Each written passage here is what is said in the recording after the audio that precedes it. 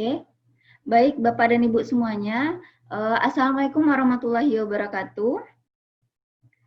Pada kesempatan kali ini saya akan menyampaikan materi terkait dengan menghasilkan karya ilmiah bereputasi saat social distancing pada tanggal hari ini 22 Mei 2020.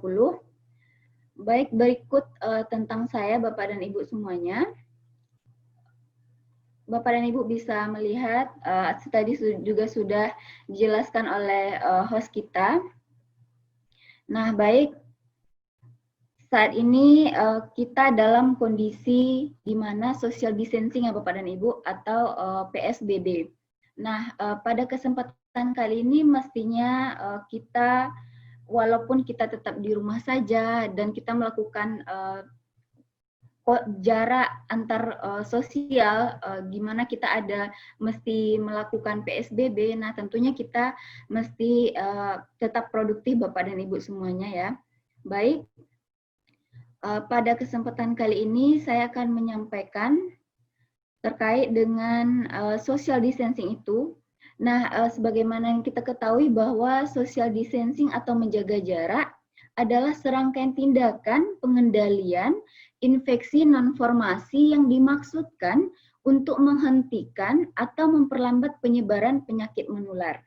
Nah, sebagaimana yang memang Bapak dan Ibu semuanya ketahui bahwa penyebaran coronavirus disease ini telah terjadi secara masif di Indonesia hingga tercatat pada tanggal 18 Mei itu terhitung 18.000 orang dan hingga hari ini juga telah ada penambahan 1.000 kasus.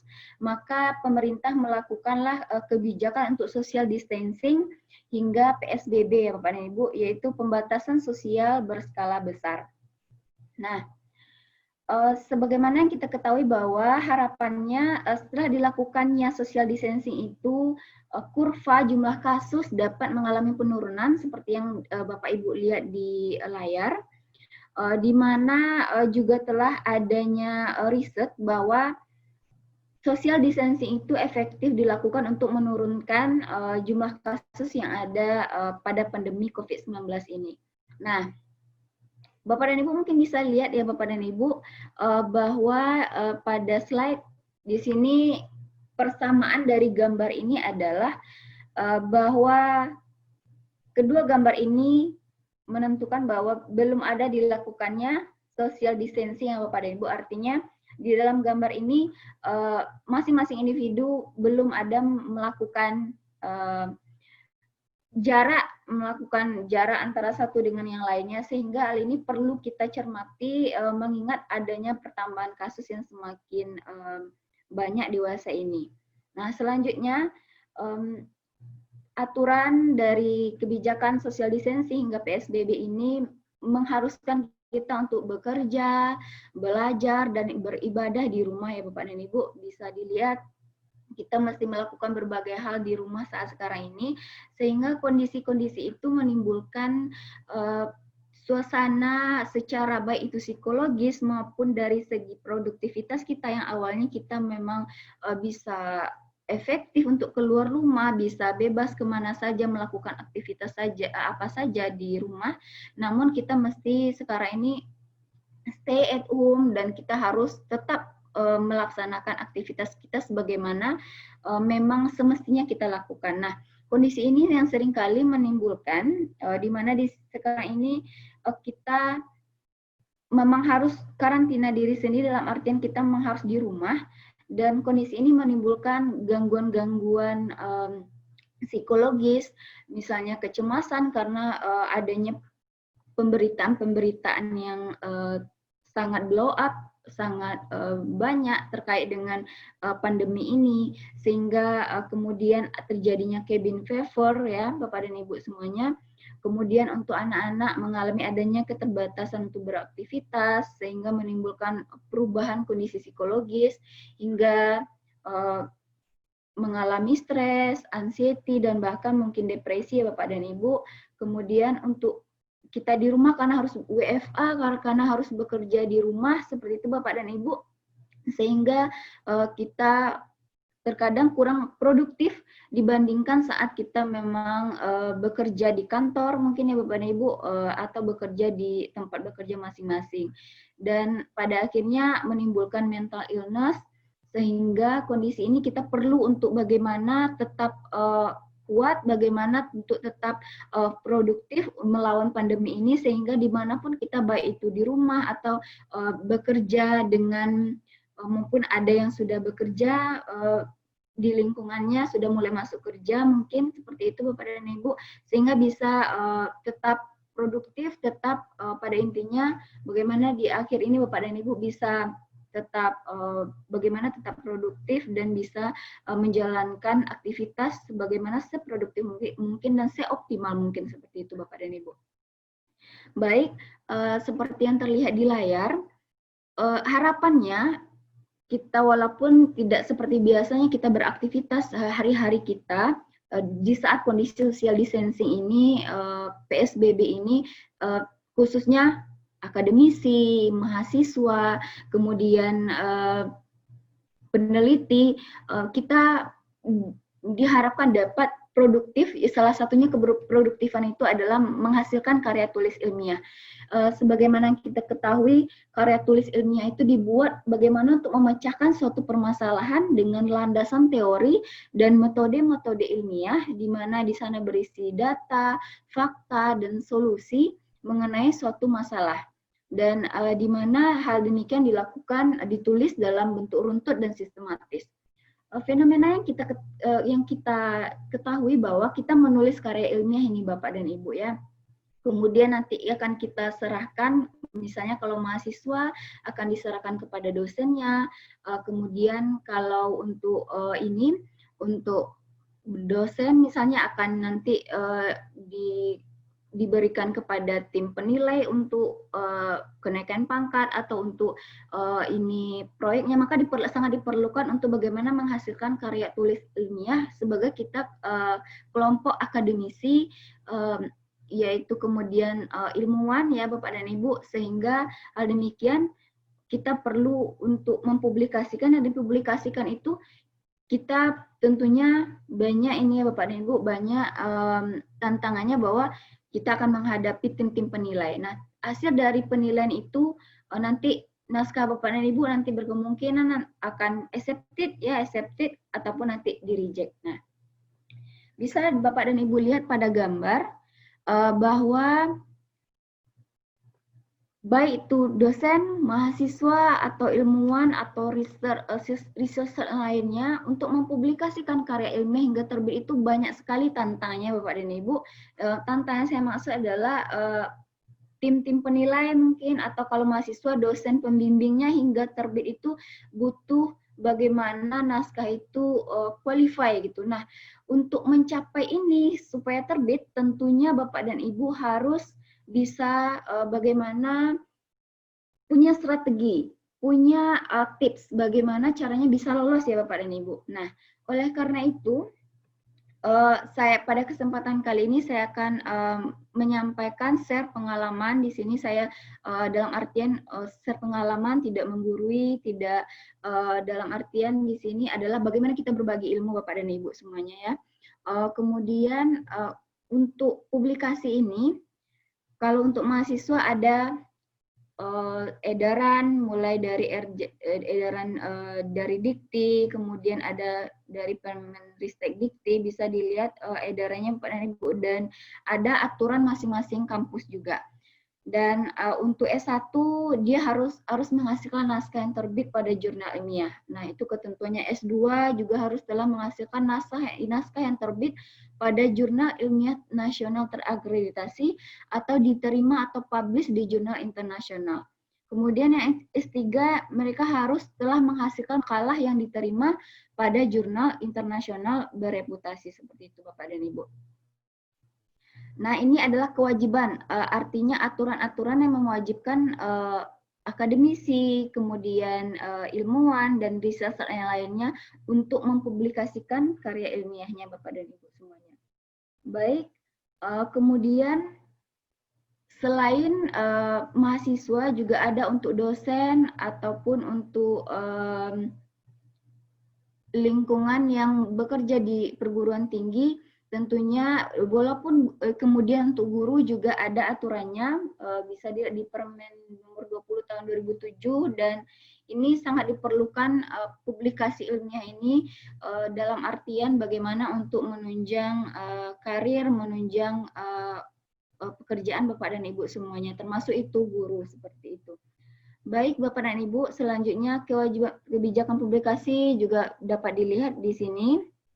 Kemudian dengan adanya kebijakan itu, maka sekarang ini hingga tahun 2020 ini Indonesia mengalami peningkatan publikasi di tingkat ASEAN, sudah mengalami peningkatan, bisa dilihat grafiknya Bapak dan Ibu. Indonesia yaitu warna merah ini sudah mengalami peningkatan karena memang sudah ada dibentuk kebijakan-kebijakan itu sebelumnya. Nah, oleh karena itu, sebelum saya menyampaikan strategi tentang bagaimana menghasilkan karya ilmiah sehingga bisa disubmit, bisa Bapak Ibu publish di jurnal artikel jurnal internasional bereputasi, saya akan menyampaikan sedikit ulasan. Mungkin Bapak dan Ibu semuanya sudah ada yang mengetahuinya. Sekarang kita mengkaji ulang bisa. Saya akan menyampaikan beberapa bentuk publikasi. Publikasi itu ada terdiri atas jurnal, seminar poster, proceeding seminar, buku, paten, dan lain sebagainya. Nah, untuk publikasi yang seringkali kita ketahui bahwa misalnya di jurnal itu ada lokal, ada nasional, ada internasional Bapak dan Ibu. Kemudian untuk proceeding juga ada nasional, ada juga internasional. Dan masing-masingnya ini memiliki ciri tertentu bagaimana bisa untuk publish di setiap poin-poin masing-masing jenis publikasi ini. Baik, saya akan menyampaikan perbedaan dulu terkait dengan apa bedanya conference paper yang Bapak Ibu akan submit di proceeding nantinya. Proceeding akan diselenggarakan oleh universitas mungkin, yang akan diselenggarakan oleh masing-masing bidang studi, dan atau jurnal paper.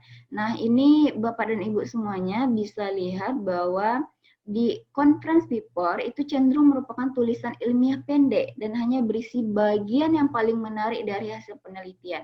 Contohnya misalnya Bapak dan Ibu yang berada di sekolah, misalnya yang mengajar di sekolah, Bapak dan Ibu melakukan riset terhadap hasil pembelajaran atau hasil layanan bimbingan konseling di sekolah. Nah, hasil riset itu yang belum selesainya, artinya Bapak dan Ibu ingin menyampaikan kalau Bapak dan Ibu melakukan riset ini dan ini akan dijalankan, itu akan semestinya Bapak dan Ibu harus buat di conference paper. Kemudian hasil penelitiannya itu Bapak dan Ibu nanti sebaiknya dipublish, dibuat dalam bentuk jurnal paper, di mana cenderung merupakan tulisan ilmiah panjang berisi informasi yang lebih rinci yang memungkinkan replikasi dan pemahaman secara utuh dari hasil penelitian. Nah, di sini sehingga hasil penelitian itu bisa Bapak dan Ibu bagi-bagi, bisa menjadi 10 paper mungkin, atau bisa menjadi 5 paper dari hasil penelitian, di mana awalnya, publikasi awalnya yaitu di conference paper terlebih dahulu. Seperti itu Bapak dan Ibu ya. Kemudian ini bisa Bapak Ibu baca terkait dengan persyaratan jurnal ilmiah, di mana bisa Bapak Ibu lihat di Peraturan Menteri Riset, Teknologi, dan Pendidikan Tinggi RI nomor 9 tahun 2018. Nah, ini adalah bentuk tingkatan dari masing-masing jurnal, mulai dari jurnal lokal atau nasional, bisa skopnya ini daerah, kemudian jurnal nasional terindeks di OAJ, kemudian jurnal terakreditasi, kemudian jurnal internasional, dan jurnal internasional bereputasi. Nah, karena output kita jurnal internasional bereputasi ini, maka di sini adalah dalam artian paling tinggi, tingkatan paling tinggi, yaitu seperti Scopus, Thomson Reuters, Thomson ya, WOS gitu Bapak dan Ibu. Di sini artinya misalnya contohnya di daerah Bapak dan Ibu, bentuk mall mungkin atau supermarket yang paling besar itu, yang paling terkenal itu apa, misalnya supermarket A, supermarket B. Nah, seperti itulah contoh di tingkatan jurnal internasional. Jadi untuk masuk ke supermarket itu, untuk masuk ke mall itu, produk Bapak dan Ibu tentunya akan lebih selektif dibandingkan dimasuk pada jurnal lokal atau jurnal nasional ya. Tentunya masing-masing ini punya perbedaan masing-masing.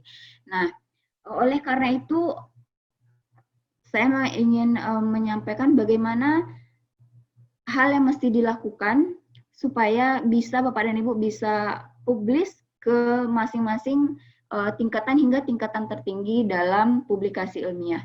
Nah, tentunya Bapak dan Ibu perlu mengetahui dulu, seringkali kita mengalami kesulitan untuk menulis karena beberapa hal. Contohnya, adanya gangguan internal dari pribadi sendiri, belum mempunyai ingin mencoba, misalnya belum ada keinginan bagaimana untuk mencoba untuk menulis, mungkin belum ada pengalaman, kemudian ragu apakah nanti tulisannya ini benar atau tidak, seperti itu ya. Kemudian ada juga unsur perfeksionis, di mana seringkali contohnya misalnya kalau sudah bertitel sebagai dosen, misalnya misalnya dibaca oleh orang lain nanti salah, nanti nanti akan dinilai bagaimana, seperti itu ya Bapak dan Ibu.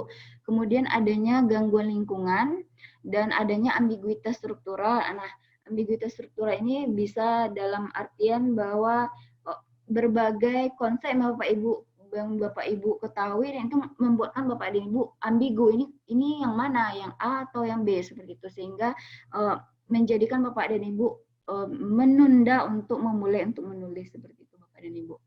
Nah, kemudian ada juga karena memilih untuk tidak menulis karena takut dibilang jelek, tidak berkualitas, merusak reputasi diri ya. Kemudian ada juga yang memang tidak tahu, seperti itu Bapak dan Ibu. Nah, ada juga ini seringkali paradigmanya seringkali kita membuat tulisan atau karya ilmiah siapa yang paling bagus. Nah, bukan hal demikian yang mesti kita Bapak dan Ibu pikirkan dulu, namun di sini karya ilmiah itu semestinya Bapak dan Ibu buat dulu, kemudian nantinya perihal pandangan itu kan dia masing-masing orang punya pandangan masing-masing ya Bapak dan Ibu, di mana di sini contohnya dari gambar ini, dari yang Bapak dan Ibu di layar, kita punya berbagai pandangan dari gambar ini. Ini adalah dua orang, ada laki-laki, ada perempuan. Nah, satu orang berpandang demikian.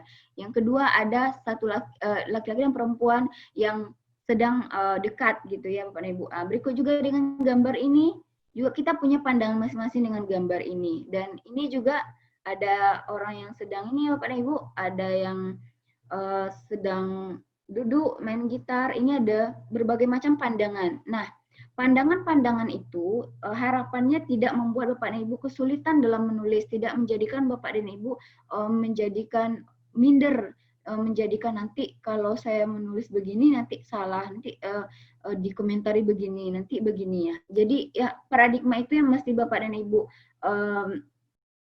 pikirkan, bahwa itu semestinya Bapak dan Ibu jadikan motivasi pandangan-pandangan itu sehingga nantinya bisa Bapak dan Ibu go up untuk menulis, seperti itu.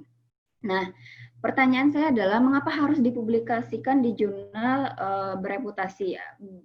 Ada yang menanyakan bahwa kenapa harus ke jurnal bereputasi? Maksudnya begini, Bapak dan Ibu bisa misalnya memulai dulu untuk ke jurnal nasional dulu, kemudian jurnal nasional terinduk di OAJ, kemudian ke jurnal nasional terakreditasi, jurnal internasional, dan nanti ke jurnal bereputasi. Nah, kenapa kita harus dipublikasikan di jurnal bereputasi, yaitu contohnya di Scopus tadi Bapak Ibu atau di WOS. Nah, karena kita sebagai ilmuwan, Larkin Kerwin menyampaikan bahwa a scientist has the additional responsibility that come with the being specialist, explaining science to the public, advising its usefulness and benefit, and warning of its dangers and disadvantages. Jadi artinya bagaimana kita sebagai ilmuwan, akademisi, baik itu guru, dosen, mahasiswa, untuk menjelaskan kepada publik bahwa punya tanggung jawab untuk menyampaikan kepada publik bahwa kita harus ini begini loh penelitiannya begini loh risetnya, dan ini bermanfaat, bagaimana kegunaannya, manfaatnya terhadap masyarakat, dan bagaimana ini penting atau tidaknya kepada masyarakat seperti itu. Oleh karena itu, itulah kenapa kita harus mempublikasikannya di jurnal bereputasi. Oke, ada tahapan yang dapat Bapak Ibu ketahui untuk mempublikasikan naskah Bapak dan Ibu yang Bapak dan Ibu tulis di jurnal internasional bereputasi. Awalnya naskah itu Bapak Ibu tulis, Bapak Ibu submit, kemudian naskah itu yang telah disubmit akan ditelaah, direview dulu oleh editor dari jurnalnya Bapak Ibu. Kemudian baru artikel yang ditelah oleh editor itu akan lanjut ke reviewer dengan bidang keilmuannya. Kemudian reviewer akan memberikan komentar, kritik, dan pernyataan. Selanjutnya, setelah melalui proses review, editor jurnal akan mengembalikan artikel kepada pengarang artikel atau corresponding author. Selanjutnya, artikel kemudian disubmit kembali oleh pengarang ke jurnal dengan menyertai revisi dan jawaban serta komentar dari reviewer.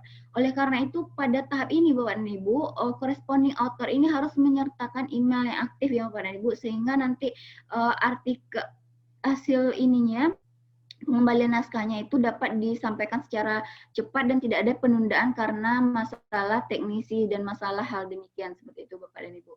Kemudian setelah artikel ini disubmit kembali oleh pengarang, maka editor akan mengambil keputusan apakah menerima atau menolak naskah tersebut. Nah, jika diterima maka ada pemberitahuan accepted-nya dan nanti akan prepare untuk publikasi. Jadi untuk submit ke suatu jurnal itu Bapak dan Ibu tidak, misalnya Bapak dan Ibu submit kemudian nanti menunggu saja, nanti tiba-tiba publish, bukan demikian. Jadi inilah prosedurnya, tahapan sehingga naskah Bapak dan Ibu sampai ke publikasi, dipublish seperti itu Bapak dan Ibu. Nah, selanjutnya mengapa perlu publikasi di jurnal internasional? Karena ada beberapa aspek Bapak dan Ibu, saya mengutip dari bukunya Kumaini, ada aspek tanggung jawab. Kita sebagai guru misalnya, atau sebagai dosen, atau sebagai peneliti atau mahasiswa, itu punya tanggung jawab ilmiah di Emban untuk berkontribusi terhadap masyarakat dengan riset kita, dengan penelitian kita, harapannya dapat bermanfaat untuk orang lain, seperti itu. Nah, kemudian aspek perlindungan karya cipta. Nah, dengan Bapak dan Ibu publikasikan naskah Bapak dan Ibu di jurnal internasional, maka itu akan dapat melindungi karya cipta Bapak dan Ibu. Bapak dan Ibu publikasikan nanti tidak bisa diplagiat oleh orang lain, sehingga itu akan menambahkan deretan hak kekayaan intelektual Bapak dan Ibu. Kemudian jika hal itu misalnya dibuat produk gitu kan, seperti itu. Baik, selanjutnya ada aspek tujuan khusus ya Bapak dan Ibu. Ini misalnya sebagai syarat untuk memperoleh gelar pendidikan, untuk mendapatkan grant atau proyek penelitian, atau untuk keperluan promosi, keperluan karir Bapak dan Ibu. Dan yang terakhir ada aspek manfaat, di mana sebagai identitas dirinya kita menunjukkan keahlian peneliti di bidangnya, berkontribusi kepada kemanusiaan Bapak dan Ibu yang ada di bidang teknologi atau di bidang teknik, bidang keilmuan teknik, bisa membuat produk sehingga bermanfaat untuk masyarakat. Yang di bidang keilmuan psikologi atau bimbingan konseling, bagaimana menciptakan suatu karya untuk bermanfaat untuk psikologis masyarakat, seperti itu. Nah, kemudian ada manfaat untuk institusi dan untuk negara. Baik, ini adalah hambatan-hambatan yang kita temui, Bapak dan Ibu temui dalam publikasi di jurnal internasional. Bisa Bapak dan Ibu baca, karena peneliti tidak mempunyai waktu ya, misalnya bekerja sebagai guru atau dosen, tidak ada waktu untuk menulis gitu ya, dan ada keterbatasan bahasa internasional, kemudian peneliti tidak fokus untuk penelitian, tidak ada topik penelitian, instrumen yang terbatas, kemudian penelitian dilakukan secara asal-asalan sehingga tidak ada novelty, itu hambatannya Bapak dan Ibu, dan originalitasnya tidak bagus. Kemudian peneliti tidak bisa menyajikan data hasil penelitian, peneliti kurang berani, kurang adanya reward dari instansi, dari pemerintah ya, literatur yang kurang, tidak peduli dengan promosi atau insentif, dan kesulitan dalam berurusan dengan komentar atau pernyataan editor. Nah, baik, Saya akan menyampaikan bentuk-bentuk artikel ilmiah yang dapat Bapak dan Ibu semuanya submit di jurnal nasional atau jurnal internasional hingga jurnal internasional bereputasi. Ada 4 saya rangkum ya Bapak dan Ibu. Ada literatur review, itu bentuk tulisan komprehensif tentang suatu topik, di mana di sini misalnya dari jurnal A Bapak dan Ibu dapat sumber, jurnal B, jurnal C, sehingga dari ketiga itu Bapak dan Ibu review sehingga dapat suatu knowledge baru, pemahaman yang baru, dan itu boleh itu setuju, boleh itu mendukung, atau boleh itu ada ide baru yang dari hasil review Bapak dan Ibu. Nah, itu bentuk literatur review. Nanti akan saya sampaikan berapa jumlahnya. Contohnya ada artikel hasil penelitian, ya, ada konsep paper dan short communication, di mana short communication ini cuma beberapa halaman yang artinya ini laporan hasil penelitian, namun ini juga penting untuk dikomunikasikan atau dipublikasikan ke untuk umum seperti itu Bapak dan Ibu. Nah, baik, ini strategi untuk menyiapkan naskah ke jurnal ilmiah bereputasi. Bapak dan Ibu mesti harus memperhatikan apakah naskah Bapak dan Ibu sudah memenuhi standar penulisan ilmiah internasional. Misalnya dari segi bahasa, dari segi formatnya, apakah sudah sesuai dengan jurnal yang dituju, originalitas tulisan, kebaruan ini paling penting ya Bapak dan Ibu, dan kontribusi ilmiah yang dapat dipertanggungjawabkan.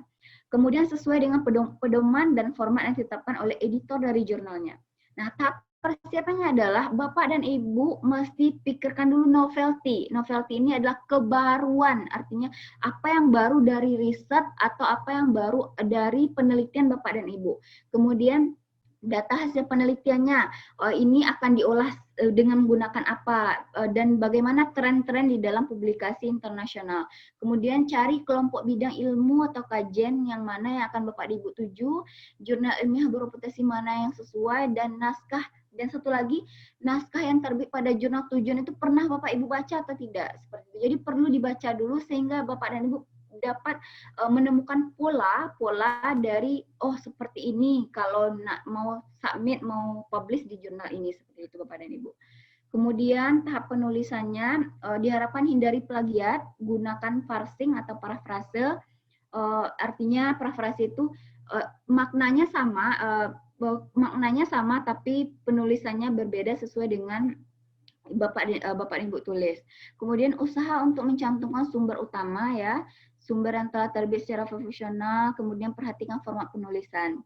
Format artikel, ya, ada judul, identitas, abstrak, pendahuluan, ya, metode, hasil, kesimpulan, hingga referensi. Baik, ini adalah kriteria, ya, Bapak dan Ibu lihat, kriteria jurnal bereputasi internasional, ada ISN-nya, DOI, absah, ya, memiliki indeks, ya, yang telusuri keabsahannya, dapat ditelusuri keabsahannya. Jurnal atau artikel memiliki catatan citasi, diterbitkan oleh penerbit ternama, dikelola oleh editor ternama di bidangnya, artikel diterbitkan setelah melalui proses penelaahan oleh pakar di bidangnya. Dan yang paling penting Bapak Ibu lihat, ada H-index, ada impact factor, ada nanti quartile ranking. Ini perlu nanti bagi dosen, ya, bagi guru juga perlu untuk ini kenaikan pangkat juga perlu diperhatikan hal ini. Kemudian ini, ya, sebuah artikel harus menjawab pertanyaan-pertanyaan dasar berikut ini Bapak dan Ibu. Yang saya penting tekankan adalah bagian novelty, implikasi dari hasilnya novelty, kebaruan. Hal demikian dilihat oleh editor terlebih dahulu Bapak dan Ibu. Nah, ini untuk struktur penulisan literatur review, bentuk artikel ini yang saya sampaikan tadi. Ada judulnya masih 8-15 kata ya Bapak dan Ibu, abstraknya sekian, pendahuluan, dan literatur review ini bedanya dengan jenis yang lain. Dia latar belakang, kemudian pengembangan konsep atau kerangka kerja itu sekitar 1.000 sampai 2.000 kata Bapak dan Ibu. Terus kesimpulan baru data pustaka. Nah, bedanya dengan artikel hasil penelitian adalah ini. Artikel ada judul, abstrak, latar belakang, metode. Nah, ini kadang ada hasil dan pembahasan atau hasil saja kemudian pembahasan. Nah, ini yang membedakannya Bapak dan Ibu, kemudian kesimpulan dan daftar pustaka. Judul, ya, 8-15 kata. Nah, ini contoh-contoh ya Bapak dan Ibu. Di contoh-contoh judul paper untuk jurnal dan proceeding bereputasi. Bapak dan Ibu bisa start nanti. Nah, abstrak mungkin sebagian sudah tahu ya, di mana abstrak terkait dengan bagaimana berhubungan dengan kondisi umum, kemudian ada tujuan, metodologi, hasil, dan implikasinya.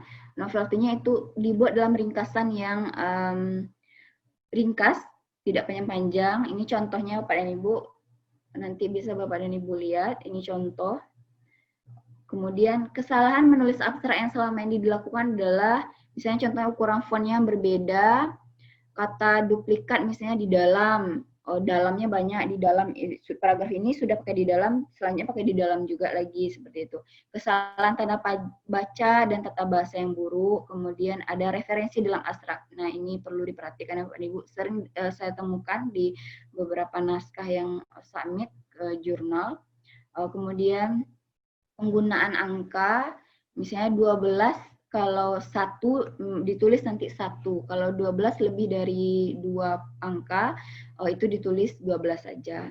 Ya, seperti ini Bapak dan Ibu. Latar belakang, Bapak dan Ibu lebih mengetahui bahwa di mana latar belakang itu ada kondisi ideal, ada kondisi lapangan, dan kalimat yang mengantarkan kepada tujuan penelitian.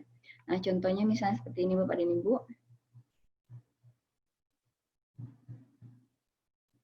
Nah, ini introduction ya, latar belakang. Nanti bisa Bapak Ibu lihat nanti. Kemudian metodologi, ada jenis penelitian di sana, populasinya, metodenya bagaimana, kemudian prosesnya bagaimana, pengumpulan data bagaimana, dan analisis data. Contohnya saya contohkan metodologi.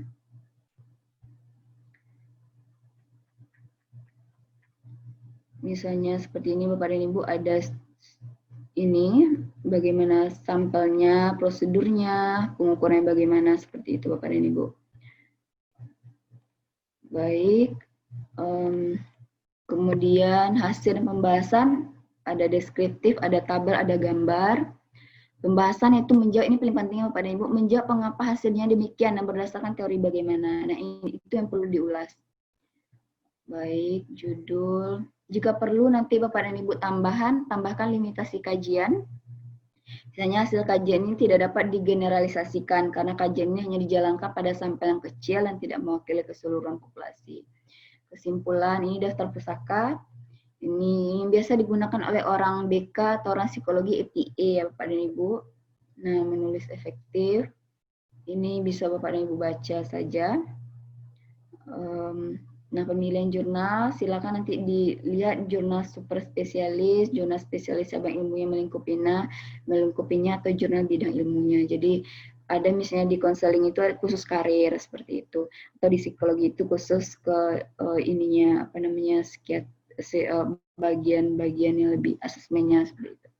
Nah, ini bentuk pengiriman artikel Bapak dan Ibu, ini ya mesti diperhatikan, cek dulu format penulisan, aturan bahasa, isi tulisan dan organisasi tulisannya, cek keakuratan hasil, evaluasi dengan teamwork, himpun masukan kritik dan koreksi, dan evaluasi luaran apakah cukup memberi kontribusi dalam bidangnya. Dan yang paling penting adalah cek keterbaruan dari tulisan, artinya novelty apa yang akan Bapak Ibu sampaikan.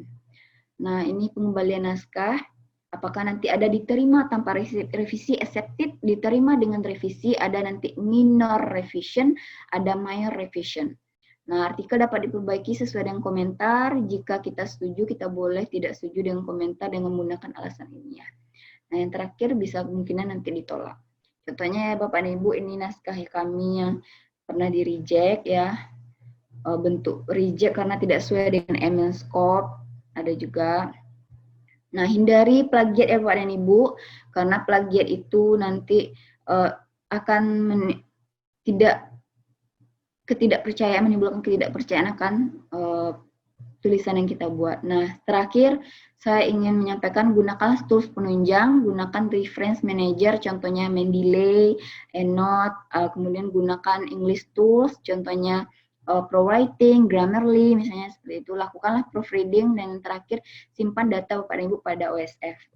Baik, sekian penyampaian dari saya. Pada akhirnya bahwa gimana naskah Bapak dan Ibu bisa diterima juga tidak terlepas dari bagaimana usaha dan doa Bapak dan Ibu terhadap Tuhan Yang Maha Esa. Baik, sekian penyampaian dari saya. Terima kasih. Wassalamualaikum warahmatullahi wabarakatuh.